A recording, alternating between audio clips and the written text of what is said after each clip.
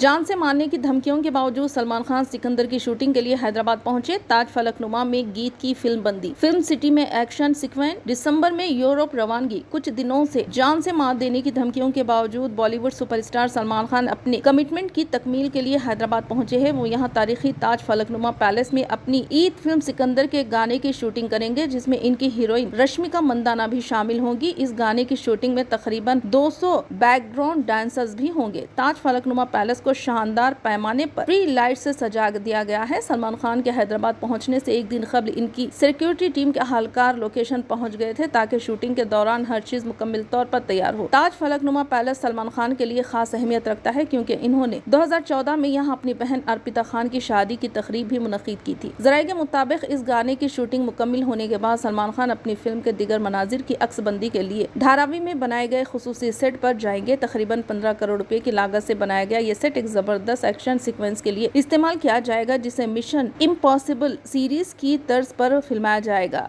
इस 400 करोड़ रुपए के बजट पर बनाई जा रही फिल्म को AR मुरुगदास डायरेक्ट कर रहे हैं, जबकि साजिद निजारवाला इसके प्रोड्यूसर हैं। एक्शन सीक्वेंस मुकम्मल होने के बाद फिल्म का यूनिट रोमांटिक मनाजिर की फिल्म बंदी के लिए यूरोप रवाना होगा। फिल्म में सुनील शेट्टी, काजल अग्रवाल और सिकंदर खेर जैसे मारूफ अदाकार भी अहम किरदारों में नजर आएंगे।